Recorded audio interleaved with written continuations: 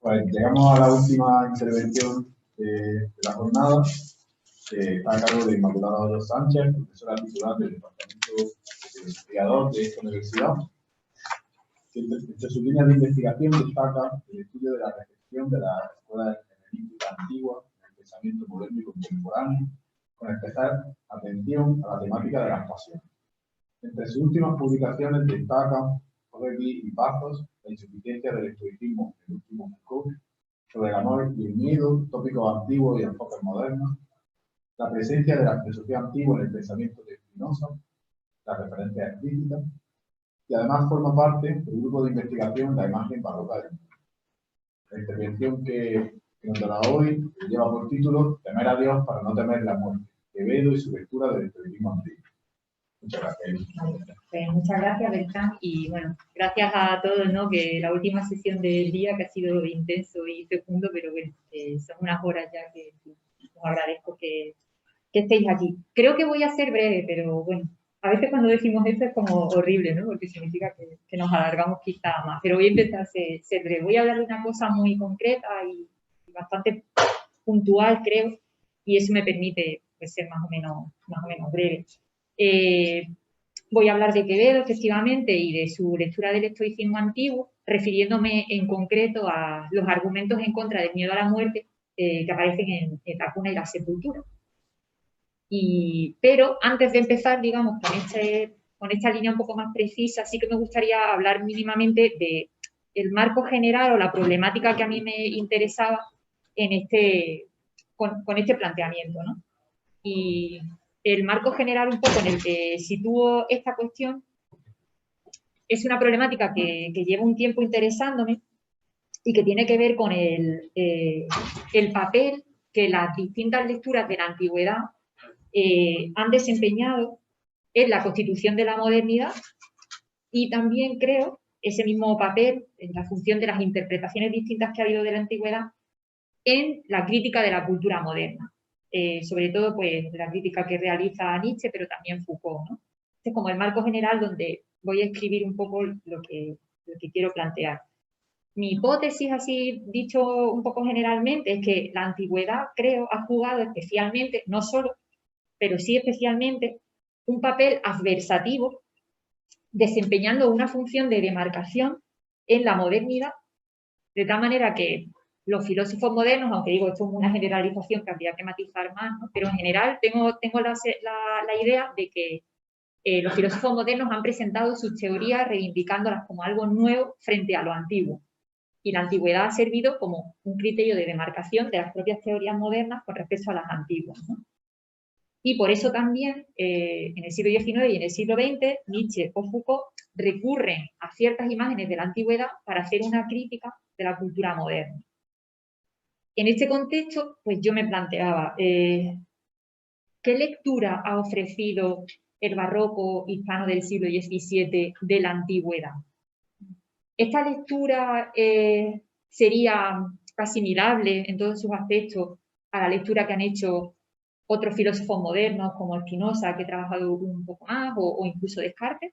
¿O habría diferencias en la lectura, ¿no? Este es un poco el planteamiento, la pregunta de la que partí, ¿no? Si hay similitudes, diferencias, o si la lectura que en este caso nos va a ofrecer Quevedo del estoicismo antiguo, que es de lo que voy a hablar en concreto, se puede asemejar totalmente o solo parcialmente a la lectura del estoicismo antiguo que hacen otros filósofos modernos, ¿no? Y metodológicamente, pues opté por analizar esta cuestión a través de una problemática que creo que es central en los distintos, digamos, autores de los que voy a hablar, que es la temática de las pasiones.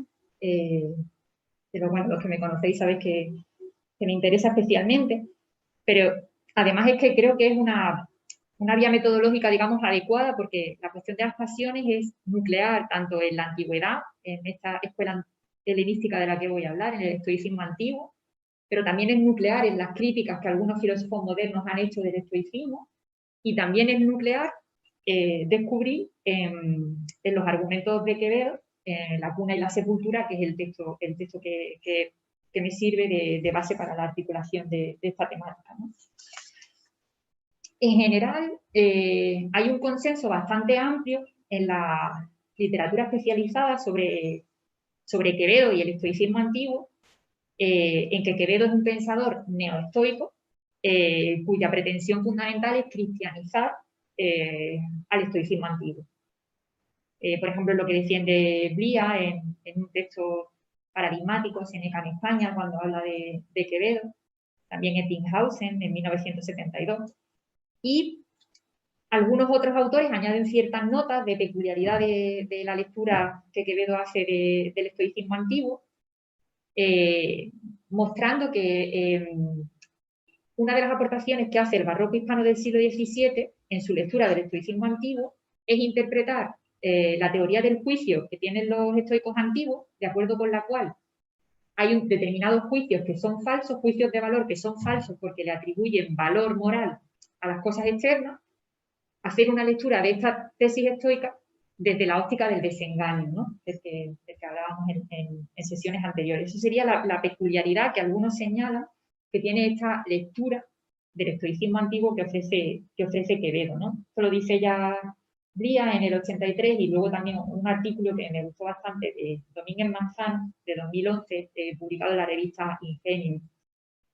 Pero dentro un poco de la literatura especializada me resultó especialmente interesante una tesis de un especialista francés, especialista en filosofía moderna, que es Pierre-François Moreau, que en los años 90 editó una colección de textos, aunque creo que el último no llegó a salir, sobre la recepción, por ejemplo, del estoicismo antiguo en el siglo XVI y XVII. También el epicureísmo y tal, pero bueno, me interesa sobre todo el estoicismo. Y él, ahí en ese texto, tiene una tesis que me parecía interesante para articular esta cuestión, y es que podemos decir que hay tres etapas distintas en la historia de la recepción del estoicismo antiguo.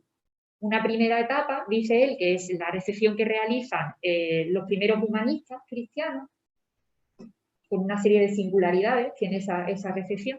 Luego había una etapa intermedia, que es la neoestoica, donde así solamente de pasada menciona a Quevedo, y una última etapa, que él dice, esta es la etapa propiamente moderna de la recepción del estoicismo antiguo, es una etapa crítica con respecto al planteamiento antiguo, que, bueno, pues viene ejemplificada por la filosofía de Spinoza. Entonces, utilizando un poco este marco que ofrece Moreau de estas tres etapas en la historia de la recepción del estoicismo antiguo, pues me interesaba ver si efectivamente Quevedo estaba bien ubicado en esa etapa intermedia y, como digo, ¿no?, determinar un poco si había más afinidades con esa lectura moderna posterior, dice Moreau que va a haber, o afinidades o diferencias, ¿no? Y este es un poco el hilo conductor de lo que quería plantear hoy, ¿no? Voy a caracterizar brevemente esas tres etapas de la historia de la recepción del estoicismo antiguo, viendo en concreto cómo podemos situar a Quevedo, siguiendo particularmente, y entiendo que es una tesis pues muy particular, ¿no?, que es la lectura que ofrece Quevedo en La cuna y la sepultura del estoicismo antiguo, ¿no? Me utilizaba ese texto fundamentalmente.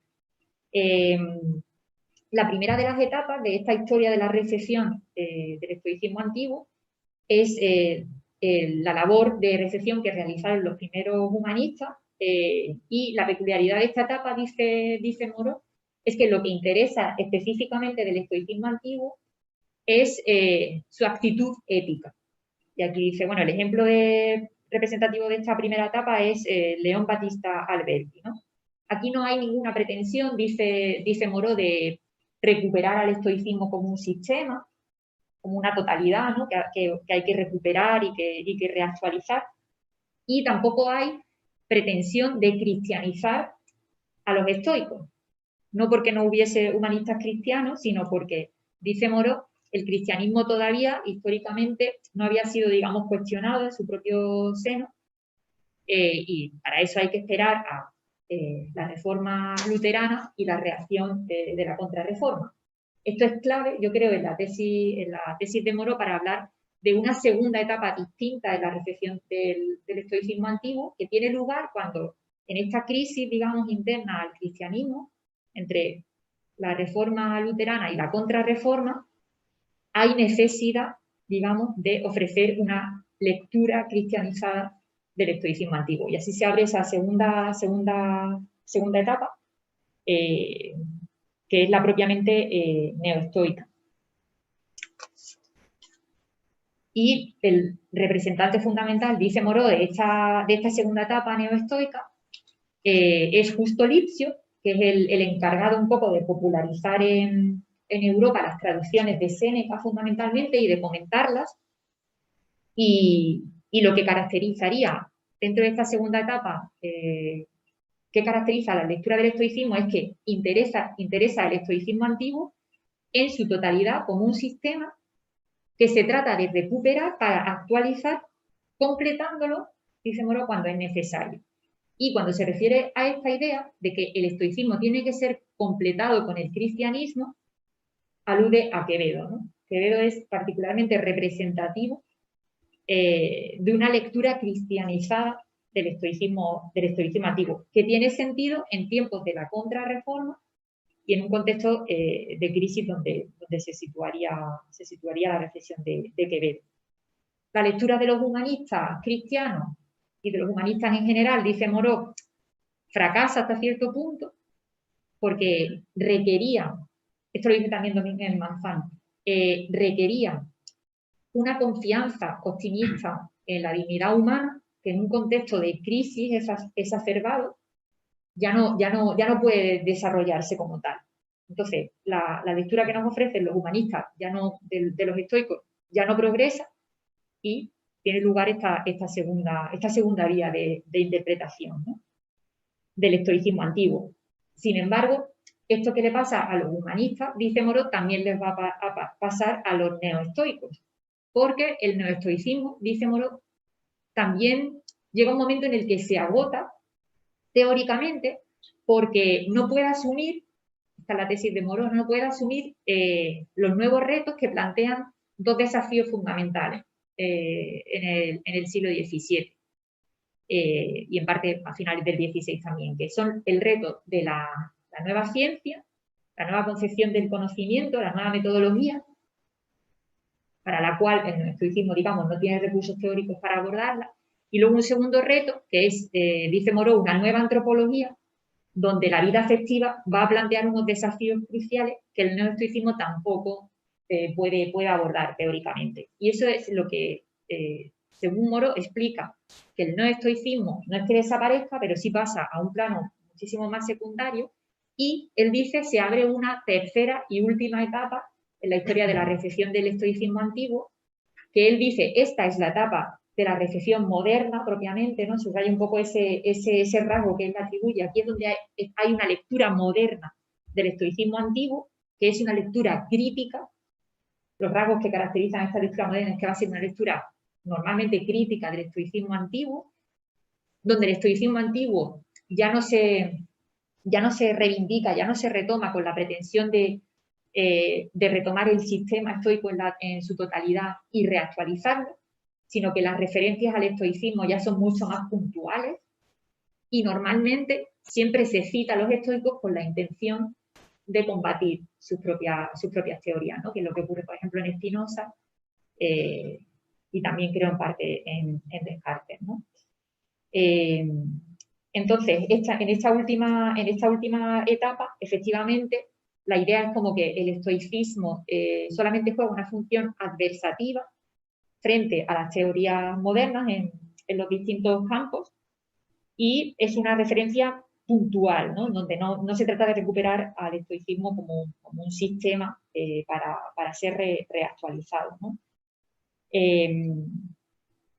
Además, la interpretación del estoicismo antiguo no siempre es exactamente la misma, dice Moreau, en los distintos filósofos modernos, y eso también es un signo, dice él, de que el estoicismo se moderniza en esta etapa, ¿no?, porque da lugar a una pluralidad de posiciones fragmentadas, ¿no? Mi hipótesis en este contexto es que, efectivamente, yo sí que pienso, tras mi lectura de La Cuna y La Sepultura, puntualizaré, ¿no?, que Quevedo está bien situado en una etapa intermedia neoestoica cristianizada del estoicismo antiguo, pero que quizá hasta cierto punto podríamos ver algunos rasgos que abren un poquito a la interpretación moderna sin ser, esta es un poco mi idea, sin ser una lectura moderna del estoicismo antiguo. Yo no creo que haya una lectura propiamente moderna, crítica, o al menos no exactamente la misma que ofrecieron otros filósofos modernos, como Spinoza, ¿no? Y bueno, simplemente voy a argumentar brevemente esta idea, siguiendo específicamente la cuna y la sepultura y sus argumentos en contra del miedo a la muerte, que es un tópico central, tanto en el estoicismo antiguo como en Quevedo, obviamente, en este caso, ¿no? Y también, por ejemplo, en la filosofía de Spinoza, ¿no? Que me sirve un poco para establecer esos contrastes. Efectivamente, cuando leemos la cuna y la sepultura, mi impresión a lo largo de mi lectura es que al principio los argumentos que ofrece Quevedo para decir no debemos temer la muerte son de carácter bastante estoico, o sea, encajarían bastante bien con el estoicismo antiguo, pero al final del texto el argumento es completamente cristiano o cristianizado hasta el punto que es, creo, difícilmente compatible con el estoicismo antiguo, ¿no? Que es un poco lo que he querido marcar con el título, ¿no? Del miedo a la muerte al temor de Dios, ¿no? Porque lo sorprendente para mí es que al final Quevedo dice que el mayor argumento contra el miedo a la muerte, para no temer la muerte, es cultivar el temor de Dios. Y esto no encaja desde mi punto de vista con el estoicismo antiguo ni con otras lecturas modernas del estoicismo antiguo, ¿no? Empezando un poco por los tópicos estoicos, que sí que retoma Quevedo de una manera además clara y explícita, porque se refiere a Epicteto o a Séneca, ¿no? Pues en el capítulo 3, por ejemplo, en la cuna y la sepultura, pues empieza Quevedo diciendo, la muerte no es un mal, esto es lo primero, digamos, que tenemos que aprender, sino que el mal está en la opinión que sustenta nuestro miedo a la muerte, ¿no? Tal cual, casi parafraseando un fragmento del manual de Epicteto, ¿no? Y lo que hay que hacer, dice Quevedo, es aplicar el ejercicio del desengaño para, literalmente usa esta expresión, ¿no? Reprimir los deseos o encauzar los afectos y dar seguridad y paz interior al alma. Esa es la pretensión, digamos, de lo que va a desarrollar en la cuna y la sepultura, ¿no? Llama mucho la atención que los términos que usa no son términos como eliminación de los afectos o extirpación de los deseos, sino que lo que hay es una apuesta por una especie de moderación o de encauzamiento de los afectos, porque como pronto él mismo va a señalar, él se aparta explícitamente de uno de los grandes tópicos del estoicismo antiguo, que es la idea de que la sabiduría, el sabio, debe ser completamente impasible y no debe tener pasión. Él dice, en esto no estoy de acuerdo, ¿no? Dice literalmente en el proemio de la cuna y la sepultura, sigo a Santo Tomás en la impugnación cristiana del principio de la insensibilidad de los afectos, lo que en la gentilidad habían hecho Aristóteles y Plutarco. Eso lo deja claro desde el principio, ¿no? Voy a hacer una cierta defensa estoica del no al miedo a la muerte, pero me voy a apartar del tópico de la impasibilidad del sabio. Y esto creo que es bastante significativo, porque efectivamente le va a permitir, en último término, defender el temor de Dios, el miedo de Dios, como una manera de combatir no solo una manera, sino me dio la impresión a mí, una de las maneras principales de combatir el miedo a la muerte. Y esto también permite, yo creo, discernir la lectura que ofrece Quevedo de los estoicos de la lectura que ofrecen pues, filósofos modernos como Spinoza, quien también va a rechazar ese tópico de la impasibilidad estoica, pero por razones, creo, bastante distintas en un caso y en otro, ¿no? Yo creo que ahí está quizás las diferencias que yo sí que encuentro entre un y otro, entre un planteamiento y otro, ¿no? De hecho, la reflexión de las pasiones que plantea Quevedo se encuadra en el contexto de una antropología dualista claramente cristiana, donde la parte principal y importante es el alma, que hay que cuidar, dice casi literalmente Quevedo, y el cuerpo pues es un siervo, un cierto esclavo, ¿no? Bueno, que él dice algo así como, bueno, la razón nos permite tener un cuerpo, pero pero el cuidado no es del cuerpo propiamente dicho, ¿no? sino del alma, ¿no? Claro, y enseguida dice, y esto también es otro aspecto, creo, muy importante para mí de diferencia de un planteamiento y otro, pero claro, dice que es que, pero nuestra alma es inmortal. Entonces, si el alma es inmortal, tampoco tendría mucho sentido que temiese la muerte. Solo teme la muerte de manera indirecta por la mortalidad del cuerpo, ¿no? Y eso le lleva a volver más complejo el argumento contra el miedo a la muerte. Y justamente me llamaba la atención que Spinoza, en el Tratado de la Reforma del Entendimiento, se refiere a Séneca, justamente, bueno, se refiere a Séneca, no se refiere explícitamente a Séneca, solo habla de ecos estoicos, con lo cual podríamos plantear, aunque esto habría que explorar, lo que a lo mejor también se refiere a Quevedo, habla de la ambigüedad de aquellos que, tratando de argumentar contra el miedo a la muerte, consideran que el alma es inmortal, ¿no? Hace una crítica a la ambigüedad y a la manera tan confusa en el que autores de ecos estoicos se refieren a esta cuestión, ¿no? Para él distanciarse y criticarla, ¿no? Esto aparece en el Tratado de la Reforma del Entendimiento, que además es de las primeras obras de Spinoza, ¿no? Que yo creo que la crítica luego se radicaliza en la ética. Hay un segundo tópico estoico que también retoma tal cual Quevedo, que es la distinción entre lo que está en nuestra mano y lo que no está en nuestra mano, de manera que uno no tiene que temer aquello que no está en nuestra mano, ¿no? Como dice también Epicteto en el manual, pero lo interpreta desde la antropología dualista cristiana diciendo, pues de lo que nos tenemos que ocupar es del alma, del interior del alma, dice, y no del cuerpo, no de las cosas externas, no de los bienes materiales terrenales, ¿no? Y de ahí se deriva, primer argumento contra el miedo a la muerte forzosa por necesaria, no está en nuestra mano y por lo tanto no tenemos que temerla, ¿no? Y aquí así algunas frases que he destacado, a la par empiezas a nacer y a morir y no es en tu mano detenerlas ahora, estas cosas que no están en tu mano, no las debías sentir y quejarte de ellas, la muerte es forzosa porque es necesaria, y no hay que tener miedo de la última obra de la naturaleza. Aquí el argumento es como bastante más estoico, ¿no? No está al principio del texto, yo sí percibo un eco mucho más estoico, ¿no? Que se va perdiendo a lo largo del texto. Hay un segundo argumento contra el miedo a la muerte. Desde mi punto de vista, ya aquí empieza a alejarse un poquito más del estoicismo antiguo. Y el segundo argumento en contra del miedo a la muerte es que no tenemos que temer morir, porque la muerte, dice como quietud, supone el descanso de la miseria de la vida. Y aquí hay bastantes páginas donde el argumento principal que establece Quevedo procede de una valoración tremendamente negativa de la vida, que es descrita como, y también son expresiones que he tomado literalmente, ¿no? Tomado literalmente, dolor en que se empieza el de la muerte, que dura mientras dura ella. La vida es miseria, desdicha. También la describe como un cansancio de experiencia, desde los que la muerte es vista como un descanso, libertad de espíritu, o fin de las molestias de la vejez, ¿no?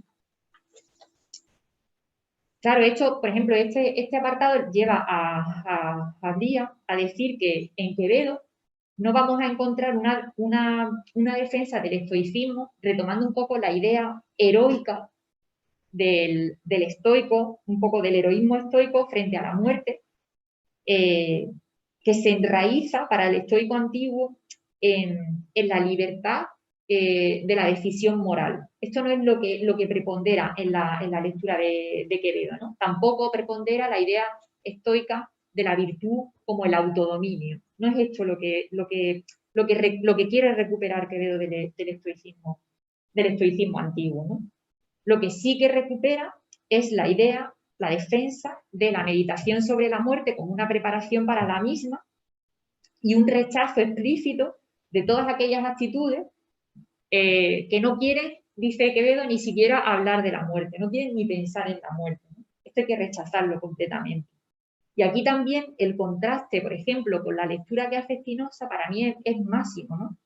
En este punto en concreto, ¿no? No quiero decir que sea generalizable, pero sí en este punto en concreto, porque Spinoza dice muy claramente en la Ética que un hombre libre en ninguna cosa piensa menos que en la muerte y que su sabiduría no es una meditación sobre la muerte, sino una meditación sobre la vida, ¿no? Yo siempre, bueno, he argumentado en otros sitios que Spinoza se refiere a Séneca, al escribir esta frase, que es la proposición 67 del libro cuarto de la Ética.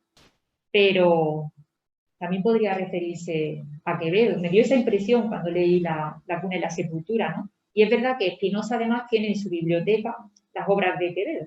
O sea que hay, digamos, una posibilidad. Esto no lo sé, no lo he explorado lo suficiente, pero hay una posibilidad de que fuese así, ¿no? Un tercer argumento contra el miedo a la muerte, también de ecos estoicos, es que debemos aceptar la providencia divina.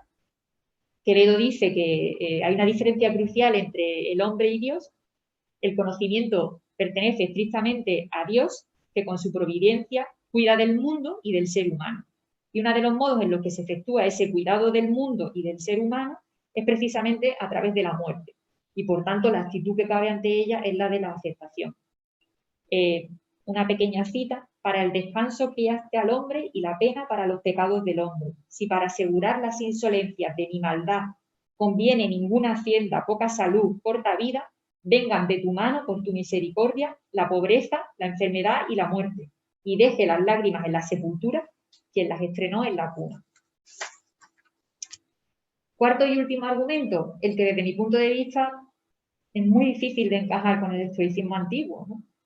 Finalmente, dice Quevedo que la mejor manera de combatir el miedo a la muerte es cultivar el temor de Dios, ¿no? Refiriéndose a las recompensas o castigos que tras la muerte tendrá el alma.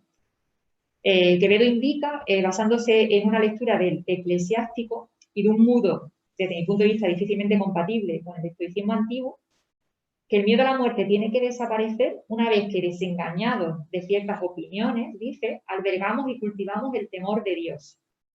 Y aquí otra cita, ¿no?, de La cuna y la sepultura, dice: sobre todo, atesora en tu pecho el temor de Dios, que éste te dará valentía en las demás cosas, asegurará los sucesos de tu amor y el premio de él. Pues en el temor de Dios empieza la sabiduría, crece el amor y se deshace el miedo de las demás cosas que nos hacen terribles las opiniones recibidas. Claro, y aquí hemos hablado hoy, ¿no?, en distintas ocasiones del tema de la trascendencia y de la inmanencia, ¿no? Pues la verdad es que mi impresión en mi lectura de este texto de Quevedo es que la apelación a la trascendencia yo la veo bastante clara en Quevedo. Lía, ¿no?, este especialista, dice que el problema de la muerte es intramundano en Quevedo y que no tiene una dimensión, Quevedo no se refiere fundamentalmente a la dimensión trascendente de este problema. Es verdad que él no se refiere a La cuna y la sepultura, sino a otro texto anterior que Quevedo como tal no publica, sino que es una versión que se le atribuye a Quevedo y que luego él finalmente publica La cuna y la sepultura en 1634 como para, desde mi punto de vista, como para aclarar su posición, ¿no? Porque circulaba este texto, la doctrina moral, atribuido a Quevedo, pero me parece más fiable lo que dice en La cuna y la sepultura porque es un texto que él publica directamente, ¿no? Pues yo desde el inicio, en La cuna y la sepultura, encuentro referencias constantes a la dimensión trascendente que tiene el problema de la muerte, desde el principio, ¿no? El alma que traemos enterrada en el cuerpo, en cierto modo, resucita, y a partir de ahí va desentrañando los argumentos hasta el punto de que los capítulos finales de La cuna y la sepultura, el argumento en el que se centran es la idea justamente de la recompensa o el castigo que la virtud o el vicio van a tener tras la muerte. Este es el argumento central. Y de ahí el cultivo del temor, entre paréntesis podríamos decir también la esperanza de Dios, ¿no? Dos pasiones estrictamente rechazadas siempre por el estoicismo antiguo, ¿no? Hay frases también significativas, ¿no? En La cuna y la sepultura, por ejemplo, dice Quevedo: no se trata solo de que la razón, atributo del hombre, nos diga, en coherencia con los estoicos, digo yo, que no hay que desear aquello que no está en nuestra mano, sino que hay que temerlo si uno no es bueno. Dice, ¿no? Y ya para terminar, así, algunas conclusiones o algún balance, ¿no? mi idea es que si seguimos los argumentos en contra del miedo a la muerte que aparecen en la cuna y la sepultura, pues yo creo que Quevedo sí que se sitúa en una etapa intermedia, neoestoica y cristianizada de la recepción del estoicismo antiguo, porque, bueno, como he tratado de demostrar, lo que hace es cristianizar determinados tópicos del estoicismo antiguo y además en una línea donde prepondera finalmente el elemento cristiano. Encontramos otro rasgo también propio de la lectura que hacen los neoestoicos, y es que es como una especie de sincretismo por el que en el momento de la época se pensaba que Zenón de Citio, Epicteto, los estoicos, habían aprendido la propia doctrina estoica del libro sagrado de Job. Esto lo dice directamente Quevedo, ¿no? Ellos aprendieron del cristianismo el estoicismo, ¿no? Aparece también en otros textos de los neoestoicos, ¿no? Quizás sí que podemos decir que no encontramos, o no he encontrado yo en este texto una reivindicación tan total del estoicismo, ¿no? Como un sistema total, ¿no? En esto yo creo que Quevedo se desmarca un poco de otros neoestoicos, ¿no? Por supuesto niega el tópico de la impasibilidad, como he dicho, también niega la pertinencia de la lógica para el conocimiento en un momento dado, lo cual me llamaba mucho la atención, ¿no? Que es una idea antiestoica desde mi punto de vista, ¿no? Él dice, la lógica no nos va a ayudar a desarrollar la sabiduría. La sabiduría comienza con el temor de Dios, dice literalmente, ¿no? Esto es cierto, con lo cual hay algunos aspectos de la lectura neoestoica que quizá no están tanto en Quevedo, pero esto, pienso yo, no nos permitiría decir que en Quevedo se encuentran los rasgos más propios de la lectura moderna del estoicismo, una lectura más crítica en esta triple etapa de la recepción del estoicismo antiguo, ¿no? Las referencias de Quevedo al estoicismo no son puntuales, va vertebrando la mayor parte del tiempo la cuna y la sepultura, su posición sobre el miedo a la muerte, evocando a los estoicos. Las referencias a los estoicos son constitutivas, son positivas y son constitutivas del propio pensamiento de Quevedo, y por lo tanto aquí no encontramos esa función adversativa ni puntual que es típica de las lecturas modernas, ¿no? Y lo que me parece un poco más interesante es que las razones, creo, incluso en aquellos casos donde Quevedo comparte ciertas tesis modernas, como esta idea de la negación de la impasibilidad del sabio, ¿no? La idea de que el sabio no tiene por qué tener pasiones, que Quevedo lo niega, también lo niegan otros filósofos modernos como Spinoza. Sin embargo, creo que lo hacen por razones muy distintas, ¿no?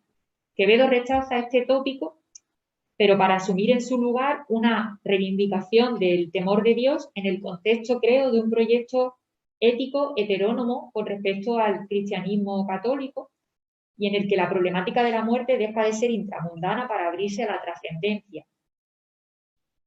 En cambio, por ejemplo, Spinoza, que rechaza este mismo tópico, lo hace porque piensa que el estoicismo ofrece una visión equivocada, imposible y además inadecuada de las cosas, para reivindicar un proyecto ético donde solamente las pasiones alegres y nunca las tristes, como el miedo, tienen una función positiva que desempeñar, y en el contexto también de una reflexión sobre la vida, donde no cabe la meditación sobre la muerte, y sobre todo, creo yo, en la que no cabe ni la trascendencia ni la dependencia con respecto a la religión, sea esta cristiana, católica o no. Esta es un poco mi lectura, ¿no? de Spinoza, que yo leo desde un punto de vista muy naturalista. Por ejemplo, y algunas pequeñas frases, ¿no? de Spinoza. Spinoza dice, por ejemplo, en el Tratado Teológico Político, entre la fe o la teología y la filosofía no existe comunicación ni afinidad ninguna. O en la Ética escribe, quien es guiado por el miedo y hace el bien para evitar el mal, no se guía por la razón, ¿no? Haciendo como una especie de crítica. Deleuze tiene un comentario muy interesante sobre esto. Dice Deleuze, Spinoza está criticando la figura del sacerdote, de aquellos que hacen uso del temor de Dios para hacer el bien. Pero dice Spinoza, es que el que usa el miedo para hacer el bien no se está guiando por la razón. Su planteamiento no va por esa vía, ¿no? Así que, en definitiva, pues creo que Quevedo lee a los estoicos desde otra óptica distinta, una óptica pesimista que contrasta con el cierto optimismo moderno que tiene Spinoza o que tiene Descartes y que le da más peso, creo, a la razón.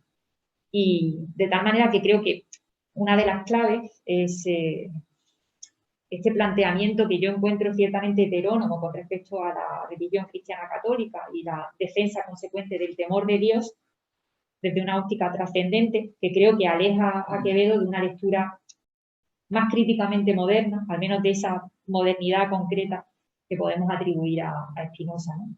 Y con esto termino y nada más. Gracias.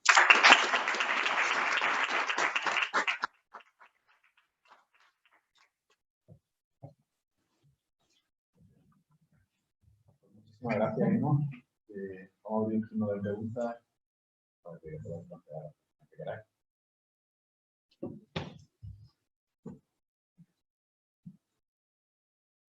Bueno, en primer lugar, muchas gracias, Emma, por tu intervención, que me ha resultado muy interesante. Y yo te quería plantear, a ver qué te parece, porque yo creo que se podrían distinguir dos tendencias en el estoicismo clásico, ¿no? Entre la ética afirmativa del deseo de Marco Aurelio y de Epicteto, que luego pues tanto Deleuze como unos años después Pierato han tematizado, ¿no? con el tópico cristiano del amor fati, sea lo que pasa, con esa propuesta afirmativa, ¿no? Que dice Deleuze, con respecto a esto que citabas antes, ¿no? Con este sacerdote, pero la imagen que a mí me transmite lo que tú has comentado acerca de Quevedo es que parece que está más inspirado por un estoicismo que, si me permitís el anacronismo, más que la perspectiva comunitaria que podrían tener Marco Aurelio y Epicteto, es el de Séneca, que adopta una perspectiva que podríamos calificar de comunitaria, ¿no? Es un estoicismo del individuo resistiendo a las erosiones del exterior, el individuo que se refugia contra la acción, ¿no? Nociva que puede tener la realidad. Y este sería, desde mi punto de vista, un estoicismo más característico de Séneca y luego de la versión de Lipsio, en el de Constancia del siglo XVI, que se publica 6 años antes de que nazca Quevedo, ¿no? Que probablemente pues, acuña, ¿no? De hecho, esta síntesis de estoicismo y de cristianismo que es el estoicismo. Y bueno, pues te quería preguntar si cómo lo ves, ¿no? A mí me parece que esa postura conservadora, no esa postura de negatividad, es lo que lleva a Quevedo a sustituir un temor por otro. Y a sustituir a usar el temor a rigor como escudo, ¿no? Contra ese otro temor que es el de la muerte. Nada, porque te has tenido una buena y pues muchas gracias. La verdad es que es una buena cuestión, pero la verdad es que yo no distinguiría tan tajantemente el estoicismo tardío de Séneca del de Marco Aurelio o del de Epicteto, ¿no? Algunos de mis alumnos están aquí y les doy mucha caña en clase con estas cosas, ¿no?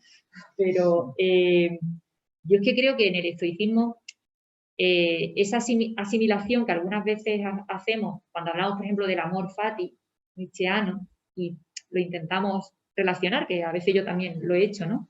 Con una ética afirmativa, tú has dicho afirmativa del deseo en Marco Aurelio, por ejemplo.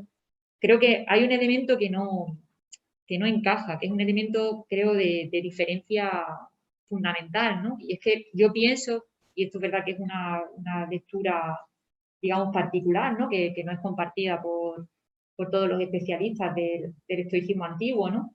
Yo creo que es que en ningún estoico, ni en Marco Aurelio, ni en Epicteto, ni en Séneca, hay nunca ninguna defensa de el deseo o de ningún elemento afectivo, pasional, como respuesta, digamos, efectivamente a esa exterioridad del mundo que nos afecta negativamente como individuos que somos y de la que tenemos que salir, ¿no? Creo que el concepto de amor fati, yo siempre digo, en realidad para el estoico no es amor fati como tal, ¿no? Es como el estoico, la propuesta siempre es el desarrollo de una disposición, creo yo, siempre exclusivamente racional y razonable, sin ninguna connotación afectiva. De hecho, es algo particular. Entiendo que no es una opción compartida por todos los especialistas en el estoicismo antiguo, pero yo esto lo he trabajado bastante y lo tengo más o menos claro. Y por ejemplo, de Spinoza, del que hablaba antes, ¿no?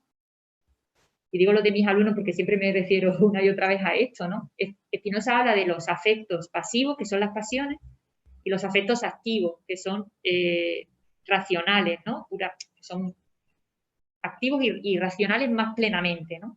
Pero Spinoza siempre establece una continuidad entre las pasiones, determinadas pasiones, que aumentan nuestra potencia y nos permiten desarrollar afectos activos, de tal manera que hay una especie de continuidad. Hay algo, digamos, en la vida afectiva que se salva, que puede ser transformado en una afectividad activa, racional, etcétera, ¿no? Yo creo que en el estoicismo esto nunca es así, en Marco Aurelio tampoco, en Epicteto, ni en Séneca. No hay nada en la vida afectiva salvable, nada que nosotros podamos identificar con las características que atribuimos a los afectos, ¿no? Ellos hablan de la razón puede hacer una sustitución completa de determinadas creencias puramente racionales que sustituyen completamente a los afectos, ¿no? Yo el miedo no lo tengo que desarrollar para nada, ¿no? Siempre pongo el ejemplo un poco tonto de si veo ahora mismo un león que entra por la puerta, el estoico dice, yo no necesito el miedo para reaccionar ante el peligro y sobrevivir, ¿no? No es necesario, la naturaleza no tiene necesidad del miedo. Me basta con mi razón que me dice, con una creencia racional pura, que conviene a mi naturaleza apartarme. Pero no necesito nada que tenga que ver con el mundo afectivo, ¿no? Con lo cual, para mí no habría esta doble posibilidad. Solo hay una que yo identifico con el estoicismo antiguo. Es verdad que, por supuesto, los Séneca, Epicteto, Marco Aurelio matizan una teoría que es muy extrema en los comienzos, en los primeros estoicos, en los más antiguos, ¿no? Pero creo que nunca llegan a hacer ninguna defensa de algo que nosotros podamos identificar como un recurso afectivo, ¿no? Es una creencia racional y pura actuando en sustitución de algo que es completamente antinatural para Séneca también, que son las pasiones, ¿no? El miedo es antinatural, el amor también, pero bueno, sobre esto sí que es verdad que hay un debate, porque bueno, algunos dicen que el sabio estoico sí que puede amar, pero cuando tú lees la descripción que hacen del amor del sabio, lo que encuentras ahí es una creencia racional puramente, ¿no? Donde no hay nada de lo que identificamos como afectos, ¿no? Ellos utilizan el término las eupafeias, que algunos traducen como buenos afectos, pero lo que hay ahí es una creencia racional estrictamente. No es recuperable nada de la vida afectiva para el estoico, es completamente prescindible. Y entonces, claro, desde ese punto de vista, para mí solo hay una de esas vías, ¿no? Que contrasta, creo, desde mi punto de vista, bastante grandemente con una reivindicación del temor de Dios, ¿no? Hasta donde yo sé, no hay ninguna reivindicación parecida en el estoicismo antiguo, ¿no? Incluso aunque, bueno, desde el Dios cristiano hablemos del logos inmanente a la naturaleza, ¿no? Nunca hay una reivindicación del temor como algo positivo, ¿no? Tampoco de la esperanza, por eso decía lo de miedo y esperanza, ¿no? Tampoco de la esperanza, sin embargo, en Quevedo, aunque él habla de temor de Dios, no de esperanza, pero así que yo lo vería un poco así, ¿no? Pero muchas gracias por la cuestión. Bueno, gracias, Lima, por tu intervención, aprendí mucho. Quiero saber si haces, es muy chiquito, si haces alguna distinción conceptual entre miedo y temor, donde el temor pareciese desalojar al miedo, y si ese temor de Dios se trastruica en amor, logrando entonces su finalidad. Sí, es una buena cuestión. Yo diría que dentro del estoicismo, Hombre, sí, podríamos establecer matices, ¿no? El temor es como un miedo todavía más fuerte, ¿no? Todavía más desenfrenado, ¿no? Es una característica que siempre atribuyen los estoicos a cualquier pasión, pero especialmente a algunas, ¿no? El miedo y la ira también. Por cierto, el Quevedo también habla de la ira en este texto, ¿no? Entonces, el temor es como un miedo todavía más radicalizado, más descontrolado, diría un estoico, ¿no? En las categorías que ellos establecen, ¿no? Y como decía antes, lo que tenemos textos sobre esto bastante claros, ¿no? Ellos dicen,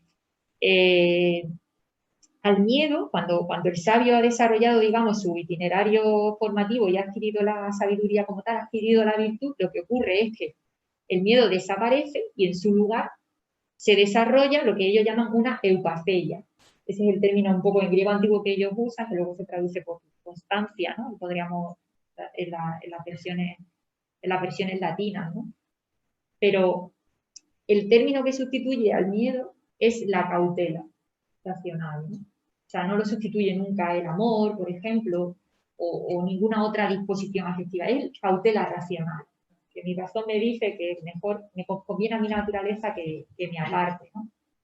Y en La cuna en la sepultura, que la leí así con bastante atención, yo no he encontrado demasiadas referencias al amor a Dios, cosa que me sorprendía, ¿no? Pero lo que encontré de una manera, digamos, muy fuerte es esta reivindicación del temor de Dios para mi sorpresa, quizá por ignorancia, ¿no? Pero no he encontrado ese trasfondo, ¿no? Spinoza sí habla del amor de Dios, pero intelectual, ¿no? Y bueno, eso nos llevaría a hablar de qué concepto de Dios tiene él, ¿no? Que no creo que sea el concepto que maneja Quevedo, ¿no? Pero es verdad que esa contraposición básica, miedo y amor, que a mí me parece muy fecunda siempre para pensar, no la he encontrado.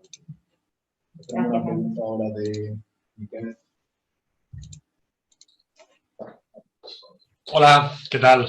¿Qué tal? Bueno, muchas gracias, muy interesante todo lo que has comentado. Inma, o Inmaculada, no sé, pero bueno. Inma, sí. Inma, perfecto. A ver, ya que antes hemos hablado de René Descartes, ¿no? En René Descartes también hay una presencia de este estoicismo o neoestoicismo, ¿no? Y a mí siempre me ha interesado una cuestión que a ver tú cómo la ves en relación a Quevedo, ¿no? Porque es verdad que hay una lectura, podríamos decir, a partir del cristianismo, ¿no? De elementos estoicos, y entonces hay ahí una propuesta de mutua interpretación, ¿no?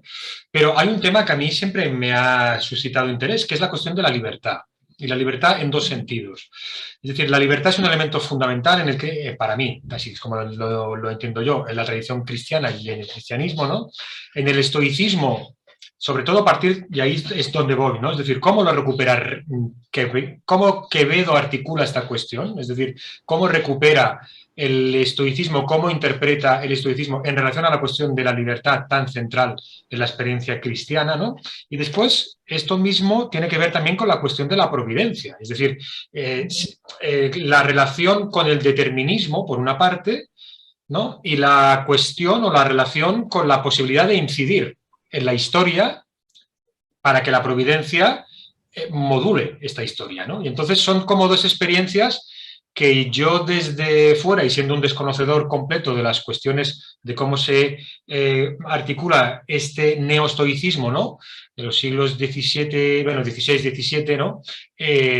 Claro, es una tensión muy interesante, ¿no? Porque a mi modo de ver, en el estoicismo antiguo, tal y como lo interpreto yo, la cuestión de la libertad es difícil de encajarla, al menos tal y como la entendemos en su desarrollo después en la modernidad, y sobre todo la interacción con los destinos de la historia, donde la paceia justamente tiene que ver con este desinterés, digamos, en cambiar o transformar en los destinos o los designios de este plan predeterminado de logos, ¿no? No sé si estoy simplificando mucho, pero en cualquier caso yo creo que allí hay una tensión y me interesaría saber en Quevedo cómo ves tú que se articula esta relación. Muchas gracias.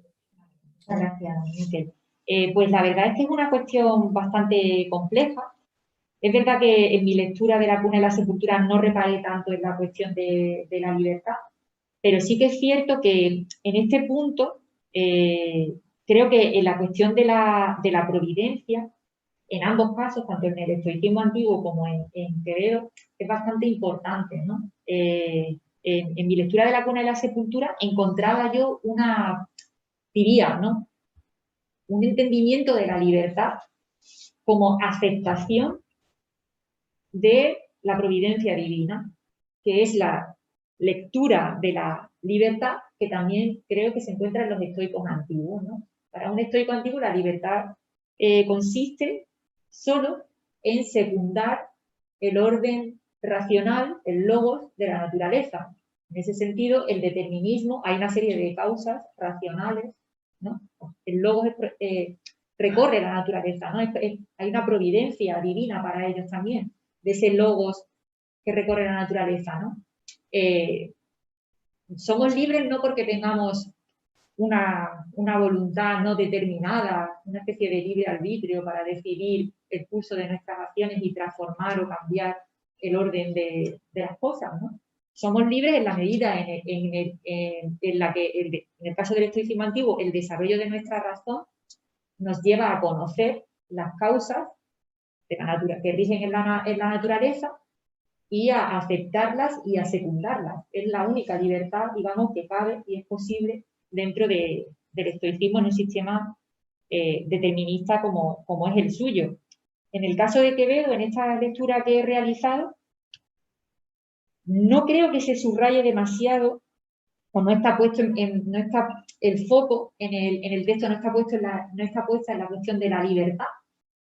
Pero sí que es verdad que cuando él articula en un capítulo que hay dedicado a la providencia divina, digamos, podríamos acercarnos a este contexto de esta manera, ¿no? Asumiendo hasta cierto punto un cierto eco estoico en esta libertad, ¿no? Pero como digo, el foco no está puesto ahí. Y es verdad, como he dicho antes, Lía, que es un especialista en el que, digamos, podemos confiar bastante, dice que Quevedo no asumiría por este aspecto cristiano que tiene su lectura, como tú bien señalabas, no asumiría tanto esta especie de heroísmo del sabio estoico, que por una decisión moral, si las causas externas, si en el plano social, diríamos, no en el plano de la naturaleza, sino si en el plano social el sabio no puede desarrollar lo que su razón le dicta, lo que la naturaleza le está dictando, que es el desarrollo de su razón, tiene la libertad y hasta cierto punto el deber moral de suicidarse, dice el estoico, ¿no? Si tú no puedes desarrollar lo que el logos de la naturaleza y tu propio logos te dice que tienes que hacer, que es el desarrollo pleno de tu razón, porque las causas exteriores, digamos, el plan un poco de lo convencional de la sociedad te lo impide, tú puedes asumir este principio, ¿no? De la libertad, de la decisión moral del suicidio, que para el sabio estoico es algo racional en determinadas circunstancias, como estas que describo, ¿no? Sin embargo, eso por supuesto no está en Quevedo, ¿no? Él rechaza obviamente esta opción por su componente cristiano, ¿no? Con lo cual ahí también encontramos una tensión entre dos elementos que tratan de casarse pero que no terminan de ser coherentes del todo, ¿no? Entonces yo, un poco lo que he encontrado es esto, ¿no? Quizá podríamos acercarnos al concepto de libertad a través de la providencia, pero hay un punto donde lo que en principio parece que sí que encaja ya no es compatible por ese componente cristiano, ¿no? Que yo nunca diría, creo yo, que el suicidio es una opción moral, ¿no? Cuando no puedes desarrollar tu vida racional plenamente de acuerdo con lo que te dice el logo de la naturaleza, que es también su propio logo, ¿no? Su logo es expresión de ese logo de la naturaleza. No sé si con esto te contesto, pero gracias. Sí, muchas gracias. Pregunta. Bueno, gracias, Isma, lo primero. Mi pregunta tiene que ver también con la libertad, pero sobre todo lo que has dicho de Spinoza, de que el hombre libre no piensa en la muerte. Y mi pregunta es cómo casa esto, ¿no?, con la idea de la libertad como conciencia de la necesidad, que sí que está, que ahí sí que se puede asemejar al estoicismo, como estabas comentando, y si no se parece más bien esta idea de que el hombre libre no piensa en la muerte a la libertad, pero entendida émic, ¿no? Como aquello que decía Spinoza de los hombres que se creen libres es porque desconocen las causas que lo determinan. Entonces, ¿cuál es el motivo por el cual Spinoza afirma esto, ¿no? De que el hombre libre no piensa nada? Sí, vale, muchas gracias por tu cuestión, que también es bastante interesante. Yo creo que la razón fundamental por la que Spinoza dice que un hombre libre nada piensa menos que en la muerte es porque, lo dice además en el contexto del libro cuarto de la Ética, en el que desarrolla una serie de argumentos para mostrar que determinadas pasiones, las tristes, y ahí la fundamental es el miedo, nos vuelven esclavos. En este contexto, el miedo a la muerte, la preocupación por la muerte, sería un elemento de servidumbre que Spinoza sí lo considera, pues podemos, digamos, al que podemos dar lugar, ¿no? Si no hemos efectuado el fin de nuestro recorrido ético, ¿no? Las pasiones, determinadas pasiones, que empobrecen nuestra potencia, y el ejemplo paradigmático para mí es el miedo, desde el punto de vista de Spinoza nos vuelven esclavos. Y por eso, un hombre libre en nada piensa menos que en la muerte. No tiene miedo a la muerte, no es una preocupación, no tiene esa servidumbre, ¿no? Esto por una parte, pero claro, es cierto en lo que planteabas, que es curioso que uno de los elementos donde Spinoza sí parece asumir un cierto estoicismo es en el de la cuestión de la libertad, ¿no? Porque parte un poco de algunas ideas que son parecidas, aunque yo creo que hay también diferencias, porque el concepto de naturaleza del estoicismo no es asimilable desde mi punto de vista al de Spinoza, pero sí que es verdad que ambos, claro, en ambos casos hay que hacer un esfuerzo, digamos, teórico de articulación para abrir la posibilidad de la libertad en sistemas que son deterministas, racionales, donde hay una serie de causas, ¿no? que siempre determinan nuestras acciones, aunque, como dice Spinoza, el hombre se cree libre, el ser humano se cree libre porque desconoce las causas que le llevan a desear lo que desea, ¿no? Si conociésemos esas causas, pues sabríamos que hay una razón que explica nuestro comportamiento. ¿Qué libertad nos cabe? Pues la libertad que nos cabe es, en este caso yo sí diría ya, el amor fati como tal, ¿no? La aceptación del orden de la naturaleza, ¿no? Aceptar, en eso consiste la libertad, ¿no? El ser humano no tiene ninguna voluntad libre, dice Spinoza, ni siquiera Dios, dice Spinoza, la tiene, ¿no?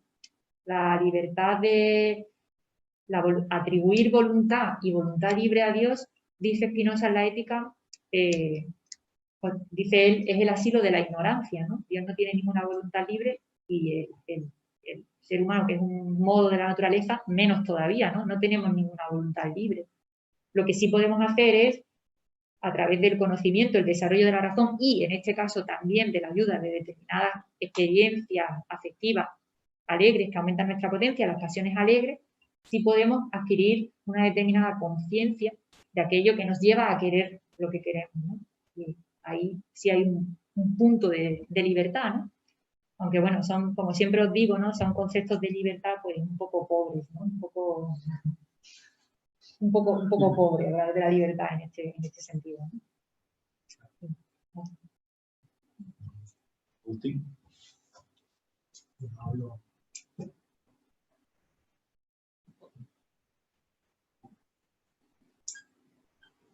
Pues muchas gracias, Isma, es un placer escucharte. Y creo que ha hecho una exposición muy bonita. Muchas Yo gracias. quería plantearte una cuestión que tiene que ver con la semántica, ¿no? De las palabras que has utilizado. Con la palabra miedo y con la palabra temor. Creo que el miedo es natural. Por eso puede ser tratado y se puede ver desde el punto de vista racional. Y sería la postura de... Y ahí hay un principio, por supuesto, del sabio estoico. El poder que tiene la palabra, el logos, la razón, ¿verdad? Para tratar ese miedo.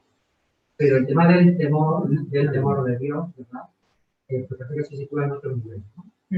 Y tiene que ver no con el plano de lo natural, sino con el plano de lo sobrenatural. El principio de la sabiduría, si yo no recuerdo mal, como temor de Dios, es el que decía el salmista, ¿no? Se dice ¿no? El temor de Dios. Tendría que preguntarse qué es ese temor de Dios. ¿Cuándo surge ese temor? Ese temor de Dios no es nunca miedo a la muerte. No es nunca miedo a la muerte. Es temor ante el mal, es temor ante el pecado, ¿no? Es temor ante el poder de Dios, pero es un temor que surge, creo, de una concepción muy necesitada o menesterosa de la propia existencia. Cuando surge el auxilio, ¿no? Entonces, cuando, digamos, surge el tema del temor, ¿no? Y me parece que es interesante porque el principio de sabiduría es algo que no entra dentro de lo estrictamente racional. Y si alguien, yo creo que también vio esto, dice, pues luego pierde, ¿verdad? Porque es temor y luego temblor, ¿vale? Se quiero decir, ¿no? Entonces, ante que verdaderamente pues, temblamos, ¿no? Como consecuencia del temor.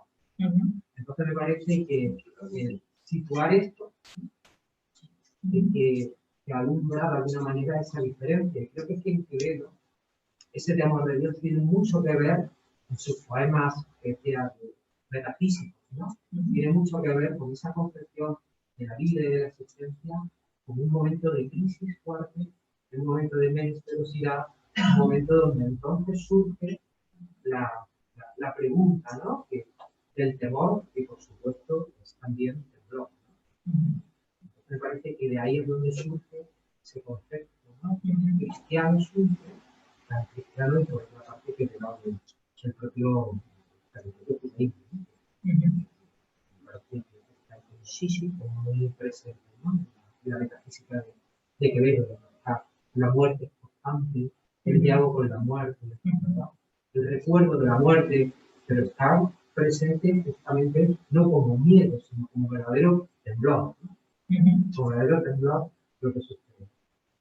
No puedo agregar una notita porque justamente iba en ese sentido, o sea, me estaba preguntando, no, el temor ligado a una antropología de la vulnerabilidad y la fragilidad humana. Me parece que además es un tópico roto, ¿no? Totalmente. Vamos, efectivamente, son precisiones, vamos, de las que tomo nota y que me parece, y estoy completamente de acuerdo, ¿no? O sea, y justamente uno de los elementos por los que a mí esta defensa del temor de Dios me parece tan poco estoico es que esta antropología de la vulnerabilidad es propia del cristianismo, pero es antiestoica por definición, porque es que la antropología y sumo bien para el estoico como para cualquiera que pertenezca a una escuela de mística es la autosuficiencia. El ser humano es autosuficiente, no es vulnerable. O sea que hay un punto efectivamente de ruptura, ¿no? Que podríamos marcar, pues como bien señalaba, ¿no? El miedo puede ser considerado algo natural, algo racional, pero el temor ya está abre a otra dimensión, ¿no? A lo sobrenatural, efectivamente, ¿no? Yo diría a la trascendencia, ¿no? Que lo considero en este contexto sinónimo los términos, ¿no? Así que efectivamente os agradezco la precisión porque creo que es un punto de divergencia clave, ¿no? Y lo curioso es que a lo largo de la cuna de la sepultura el argumento poderoso es este. O sea, que de un principio más estoico se llega a un momento completamente ya, cristiano como tal, ¿no? De hecho, eso ha llevado a algunos especialistas a decir que Quevedo solo es estoico en un determinado momento particular, ¿no? Pero que él abandona el estoicismo para asumir un cristianismo agustiniano, dice Elinghausen, por ejemplo, en su estudio. Yo creo que a Quevedo le gustaría ser estoico. Le gustaría, pero quiere, pero no. Pues sí, sí. Claro, ahí viene el auxilio de la gracia. Es esa vulnerabilidad de la que llama la gracia. Eso es. Sí. Que no cabe en una antropología de la autosuficiencia. No, claro. Muchas gracias. Hay una pregunta ahí al final. ¿Cómo? Si hay tiempo, la pregunta Sí. era porque como no conozco demasiado el estoicismo, si podrías dar algún tipo de definición de definición de la racionalidad del estoicismo. Para que yo lo tengo un poco más claro. Pues, hombre, así rápido, y es una pregunta que nos llevaría mucho tiempo, pero sí. Sí, para mí la racionalidad del estoicismo es una racionalidad vinculada a la naturaleza, a vivir de acuerdo con una naturaleza que es racional y que tiene que ver con la asunción de una serie de valores donde el individuo tiene que salvarse de lo externo, que es negativo, y donde tiene la capacidad racional el propio individuo de ser absolutamente autosuficiente. Pero si te interesa te puedo dar alguna referencia muy puntual, si quieres leer algo porque... Es porque a partir de esta pregunta pues, me surgían ciertas dudas, según cómo se contestaste, pues ir a desarrollarlas o no. No estoy seguro tampoco, ahora sí la voy a poner. O sea, porque tengo entendido, también hace 6 o 7 años, pues se guían bastante por la lógica, ¿verdad? Sí, por supuesto, es que para ellos la lógica es una parte constitutiva de la filosofía junto con la física y junto con la ética y van de la mano, ¿no? O sea, uno no puede ser sabio en un sentido moral si no conoce los principios lógicos o los principios físicos. Es una parte constitutiva, por eso digo que... Como por principio en teoría fuera del estoicismo queda fuera el deseo de vivir, se podría decir, o de estudiar la propia vida, que quedaría fuera de una de las metas del estoicismo. Bueno, en el estoicismo también hay un principio que no es la racionalidad, pero que es su predecesor. Es que los estoicos piensan, curiosamente, que la racionalidad solo se desarrolla en un momento determinado de la vida del ser humano, a partir de los 7 o de los 14 años, dicen, ¿no? Entonces, antes de que suceda eso, sí que de manera natural tenemos algo que ya nos orienta y que nos permite pues seguir viviendo, digamos, y no perecer en el intento, ¿no? Que es lo que ellos llaman la oikeiosis, que es como un principio natural de orientación en el mundo. La naturaleza, nuestra naturaleza nunca nos es extraña. Nosotros de manera natural es como que sabemos prerracionalmente lo que nos viene bien para seguir viviendo, ¿no? Entonces, hay textos muy interesantes sobre este punto. Eso no es la racionalidad, dicen los textos. Todavía aquí no somos racionales, para eso hay que esperar un poco, pero este es el precedente.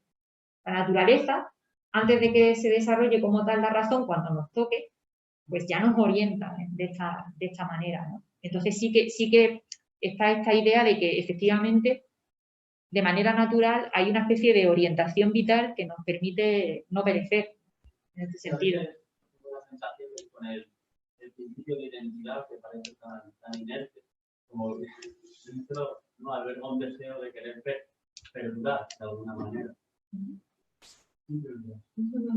Muy bien. Pues nada, gracias. Muchas gracias.